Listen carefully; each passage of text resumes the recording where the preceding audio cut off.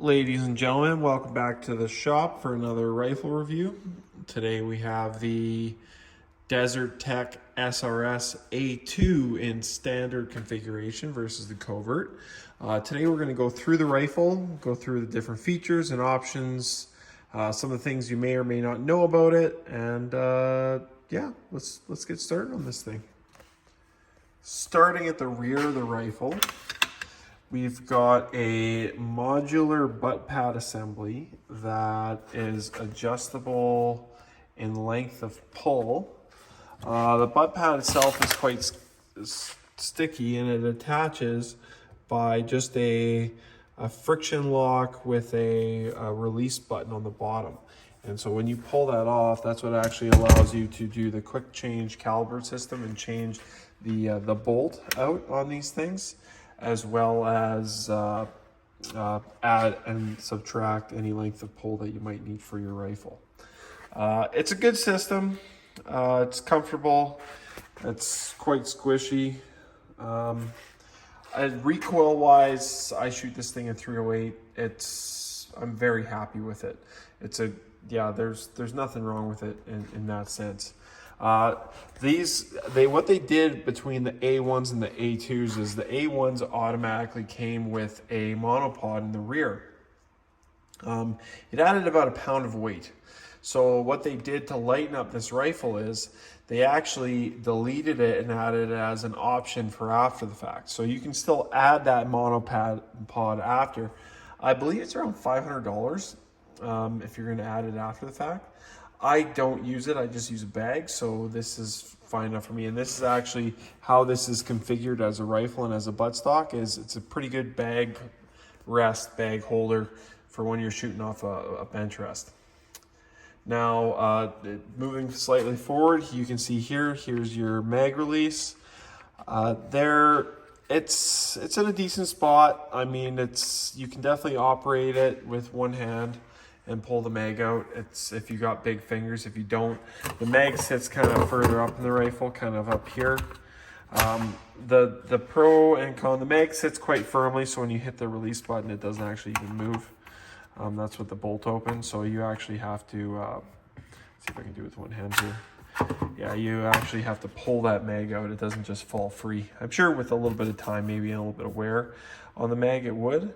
But as it sits with this gun that's got roughly 200-300 rounds through it, it doesn't. Mag design. This is the worst mag design I think I've ever used. As you can see, it tapers at the front here for a here, let's see if I can get the focus on it, for your bullets. And I just find that putting rounds into this is incredibly annoying, especially if you seat them a little bit longer. You actually have, you've got quite a bit of space in this mag. So I don't understand why they didn't just push this back a little bit and let you feed a little bit of a longer round. Like say if you wanted to do like a, something like 180 grain, but seat them long or something like that. Or if you're doing a 6.5 caliber where it seats it quite long or something like that, they could have done a lot with this because you just got all this empty space in the back. Now, obviously, if you're doing a bigger caliber, they just get rid of that and then the whole thing is a ride. But as it sits, I don't like loading these mags. They feed great, but I don't like loading them. And it's kind of a dumb design if you ask me. I'm not a huge fan of it. If you're just shooting bench rest or whatever, it's great. I'm trying to remember if I ever single loaded these things. I don't think I have, so I can comment if they single load well. I'll take that buttstock off and we can take it. So here's that buttstock piece, like I said. So each of these pieces here are interchangeable. You can adjust them and add and subtract as many as you need. You can buy extra ones if you need them. They lock in, see it's got like a sliding mechanism on the side there. So you push in, push up, and then it locks in place. And then here's that locking clip on the back here. You can see it. That's where it kind of sits right there. So, I mean, it's a good design. It holds in place really well. I've never had any issues with it, coming undone or whatever else. Once it's removed, to remove the bolt, you just simply slide it out the back. The bolt's got a guide on it and that sort of thing, so it doesn't come out. This is a 308 bolt. And then obviously if you got a different caliber, you just slide it in. They used to make a spacer that goes on the back here, but they deleted that for the new guns because, I mean, it's kind of a waste of time. So on these new guns, you can actually pull this thing back further than you can on the A1s, because the A1s had that spacer in the back to prevent you from doing that. Adjustable cheek riser. I will say you do need a bit of a taller set of rings on this. Like you'll notice with this gun that I've got quite a bit of scope gap there. There's probably a good, 3/4 of an inch there for a scope gap. And the reason being is with this, you can see it's basically flush mounted. For you to have a good cheek rest and cheek mold, you're not going to be able to seat this thing any lower just because it's too low then, or unless you got like an incredibly high cheekbone or something like that. So if you got a normal cheekbone, this rubberized butt pad or a cheek rest is really great. It's adjustable in comb height if you want it to be. Here's it's ambidextrous, so if you want to release the mags from this side, you can as well. But this is, that's my one gripe with the back here is you need to have a bit of scope height with that if you're going to have this set at something that's comfortable where you can get a good consistent chipmunk cheek weld. Moving forward in the rifle, we've got the bolt itself. This gun is not what you would call a smooth as butter action. So you can see right now the spring is cocked. For me to close it, it's got like you can really feel it engage the lugs and disengage the lugs there in the barrel. Now with that barrel quick change system, which we'll get into here in a bit, I don't know if that's just a function of the design or if that's intentional or what, but yeah, there's definitely AI smoother, Tika smoother, impact smoother, and everything smoother. This is just not a smooth action at all, frankly. So when you see when to lock it, how much the gun shakes there, and then same thing once you pull the trigger. Great trigger on these, by the way, especially for a bullpup. Like, I mean, does not compare. Like, yeah, it's quite a bit of force to get that thing to open and close. It's definitely, the Victrix is definitely way smoother than this in regards to actual bolt throw and everything, and resetting that trigger spring. Like I can do that with the Victrix, and that's not even resetting the spring. That's just this gun is sitting right now. And this gun weight wise is very close to the Victrix. I'd say as it sits is somewhere around 11 pounds with a 22-inch barrel on it. But yeah, that's just the function of the beast with these things, unfortunately, is they're just not very smooth. Doesn't matter. I mean, put it this way, it's accurate as all get out, and it's compact. Like overall length of this thing is maybe 34 inches. So if you're going to carry this thing in the bush or whatever, that short compactness definitely adds to the ergonomics of carrying it in the bush.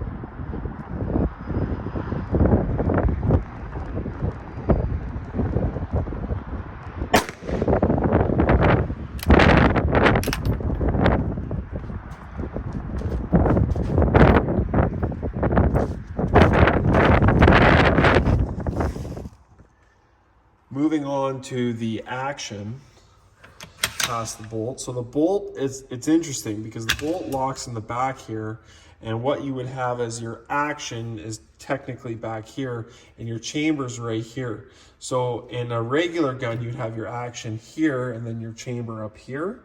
And so your face to the base of the cartridge is a couple inches away. Whereas in a regular firearm, it's, you know, 6 inches, 8 inches further up. If you're gonna, what I would essentially say is a Desert Tech gives you an additional 8 inches of length reduction. So basically you can have 8 inches longer of a barrel, but not sacrifice the mobility of it because it's that much shorter. And the reason why I say that is what used to be your action right here is no longer your action, especially for Magnum cartridges and like 338 Lapua, 338 Norma, 300 Norma, that sort of thing.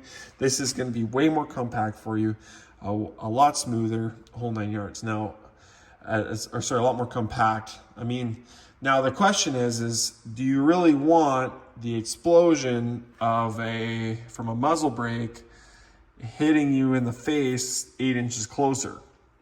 That's a question you're gonna have to answer yourself. And 308, this thing is a kitty cat to shoot. It doesn't react, doesn't hurt my feelings, doesn't hurt your neighbor's feelings, nothing like that. It's very tame to shoot in 308. It's, you know, my wife shoots this gun and she enjoys it because it's just comfortable and compact. The bolt throw, when you're using it, and you'll see in the shooting video here, which I'll probably post next, is it's kind of like when you pull this back, your cheek's right here. So when you're actually cycling the bolt, it's kind of awkward because you're pulling it like right up close to the back of your face. Whereas on a regular action, it stops where this thing starts. So that's, I mean, it's a pro and con. I frankly don't mind it. I think it's really comfortable. But then again, I'm younger and more flexible. Some guys who are older and don't have the flexibility in their elbows or whatever, they might not, and shoulders, they might not like it. Pistol grip, I like it. It's nice, it's big. There's definitely nicer aftermarket ones out there and whatever else, and nicer chassis grips and whatever that's available. But this one's comfortable. It does great. It's got oversized trigger guard for gloves or whatever. Flat trigger shoe on here. Trigger pull, I said before, I got mine set to probably 1.8 pounds, you know, somewhere around there, just under 2 pounds. So here's the trigger pull. So you can see there's a little bit of creep there in it, but it's so minute. Like it's just super minor. Here, I'll do that one more time for you guys. Yeah, see, just like the tiniest, like, I'll put it to you this way. The fact that your trigger is up here and your firing pin is back here and that triggers that way is modern engineering, a marvel of it. And there's frankly, it's crazy that. Two position safety right here. You can still operate the bolt and everything. When you do that, all it does is it locks your trigger in place. Like, see, there's no movement on it whatsoever. Yeah, it's definitely a unique way of doing it. Allegedly, what they did to improve from the A1s to the A2s is in this receiver here, they've changed how this is machined and how these bolts hold together, because to reduce the amount of stress in here and make it, quote, 35% more accurate than your standard AR. Whether or not that's true, I don't know. Versus the A1 versus A2, 35% more accurate, not AR, sorry. And whether that's true or not, I don't know. This thing is, it's 1 5-round, 1-hole group at 100 meters. Yeah, it's very, very, very accurate factory system. I've multiple factory ammos I put through this thing that it's just enjoyed. A little bit of load development I did with it. Everything was, sub-moy or better. So it's not picky, which is very nice. It gives you a nice wide range of ammunition to use from. I will say 155 grains, these things tend to like in 308, as well as 175 grains I've had a lot of success with. So I would start with one of those two weights, if depending on how far you're shooting. Yeah, let's talk about the caliber change system there. All right, caliber change system. I've got a second 308 barrel here. Here's it's a very simple system how it works. So what you do is you release your bolt in the back here, and then you undo these 4 screws on this side. These are torqued to 70 inch-pounds. On the other side here, it's got a locking receiver on there. You can see it says locked and unlocked on there to change it. There's a couple guys who make aftermarket systems for these firearms. And what they do is they actually completely remove that because they figure it adds a point of contact to the barrel that you don't need, and that it's unnecessary because when you torque these all in here, it holds it in no problem. Impact shift for zeros between barrels, I've got 2 308 barrels here, so between the 2 barrels I had like 1 inch of shift when I switched to this barrel. When I switched back, it was the same zero that I had originally set, so that's pretty fantastic in my opinion. That's what you're paying for. How the barrels work, so you can see it's got this big shank here that it's basically your full contour. That's what those locking screws essentially squeeze the receiver in place. So it's like friction set between those 4. And I guess there's enough force with those 4 screws squeezing, retaining that receiver chassis together, holding the barrel, that's what holds the barrel in place and keeps your zero. Obviously it works because, I mean, the results that these firearms have is kind of speak for themselves. You can see here that last screw here holds at the end of the barrel here and not actually on the barrel extension here on the back side. Now, how that barrel extension works is you can see that's where see if I can get this thing to focus. There you go. That's where your your bolt locks into, is that barrel extension, and that barrel extension is head spaced perfectly for whatever cartridge you do. So you essentially loosen those off, unlock it, pull this barrel out, slide your new barrel in, tighten it up, close your bolt, tighten them up, you're good to go. That's it. That's that simple. And like I said, I've switched back and forth a few times now. It's the same same system every single time. They've done a few tweaks with the A2. I don't know if the M2, that's their newest version. I think they just changed the front rail on that. I don't know if they actually changed anything in the receiver set for that. I think they beefed it up a little bit for military use. I would say if you're looking for a decent rifle that you could use both hunting and for everything else, the A2 is the one to go with. The A1's a little bit heavy. It's about 2 pounds heavier than this guy is. The A2 with a 22-inch barrel is about 8.8 pounds. And that's based off their website. I haven't actually weighed this thing. Moving on to the Forend. The Forend is a full M-lock attachment system, so you can put rails on here, accessories, whatever you want. You got QD mounts conveniently located in a few different spots on this thing. One here in the rear, so for slings and whatever. You can actually interchange this front handguard if you want to a shorter one. They make it covert, as well as a few other different models, one with full Picatinny on it and whole 9 yards. I believe these things all come with a 0 MOA rail on them. It's attached right onto the chassis itself. So it's and I find it very true. Like whenever you put a barrel on and switch a barrel, there's very little impact shift for whatever new barrel you go on. So they've obviously trued this system quite well. Now, between the A1 and the A2, the A1 has that full rail like we were talking about. The A2, they just give you this, just enough for a scope mount, and that's about it, which frankly I think is all you need. I mean, it looks cool to have full pick, but then that's also a lot of extra weight. The barrels themselves are a Lothar Walter blank that they machine in-house, and yeah, these barrels are phenomenally accurate. If you know anything about Lothar Walter, you'll know that these are fantastic barrels, and you really can't complain about them. They come factory fluted. Heat dissipation on them is great. I have no qualms with them. They work extremely well. This is the factory brake, 3 Guild. That way when you're shooting prone, actually you can see on the bottom here, this amount of machining on the bottom is more and on the top is less, to mitigate some of that force going up instead of down, so you don't get a whole bunch of dirt in your face when you're shooting prone, which is pretty fantastic. Yeah, again, I have no issues with it. Works extremely well.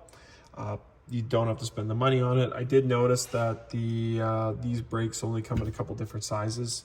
So if you're shooting 6.5, you're probably using a 308 brake, I believe is how their system works. Correct me if I'm wrong.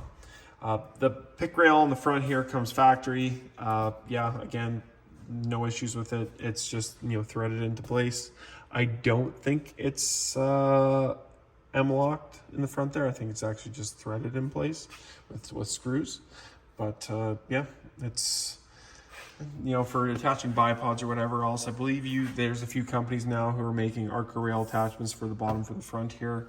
One thing I would wish is in the front here, right in front of your trigger guard, I wish they would have some sort of accessory to allow you to put an Arca rail back here so that the firearm is more balanced. But this being a Bullpup, most of your weight is rear biased for sure. So if you're looking for quote unquote a balanced gun, you're definitely gonna have to add some weights to the front just to get that thing to, you know, balance correctly. Right now it's just gonna flop back towards the rear. There you have it, folks. Here is the Desert Tech SRS A2. It's yeah, it's a fantastic factory option. If you've never tried a Bullpup rifle, I definitely recommend it. There's some great semi-automatic ones out there. This definitely takes the case as far as trigger pull goes and as far as usability goes. It's tremendously ergonomic, very compact, easy to carry. Yeah, no complaints with it whatsoever. I say that, but then there's the mags. There's, you know, the quick change system is not as good as the AI's. The bolt throw on it is, you know, it's gets the job done, but it by no means is it no fancy high-end custom rifle. But yeah, I mean, besides that, I mean, I guess you could argue that if the gun shoots, all those things matter. So, but yeah, this is a deal breaker for me. I do not like these mags at all. I mean, they serve a purpose, but why couldn't they just use AICS mags or something like that? Just make it simple, right? And then same thing, if they would have just made these all standard as a long action mag, I'm sure most people wouldn't care, because that just means that you're going to be able to load better. Because yeah, when you're pushing longer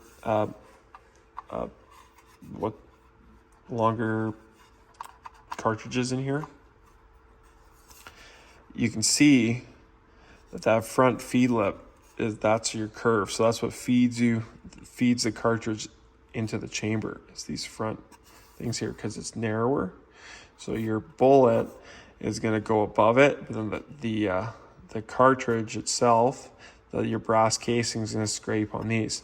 Now, as far as fire brass, that's not like big barred marks or anything like that. It doesn't, you know, beat up your brass too bad, so if you're reloading or whatever. But it's, yeah, for loading in cartridges, then you have to do the inverse and kind of push down on those, which is not the most ergonomic. So yeah, I mean, if they could switch these mags out, I think and make that bolt throw a little bit nicer, I think they'd have a winning combination here for sure. I will say this, there's videos out there that these things take a beating, and you can see why. They are built like tanks. Like, you look at, you know, how this is built in and how your chambering and everything is in these barrels. It's basically, you know, double walled around your chamber, which is incredibly strong. So I think you're going to definitely, you know, have a stuck cartridge in there or stuck casing before you have any other issues. If there's one gun that's not going to blow up in your face, I think it's this one, but don't test that. So there you have it. Desert Tech SRS A2. Please comment, like, and subscribe. If you want to see some more footage or some different guns or whatever, let me know and I'd be happy to review them. Anyways, I hope you enjoyed this review, and we'll see you next time.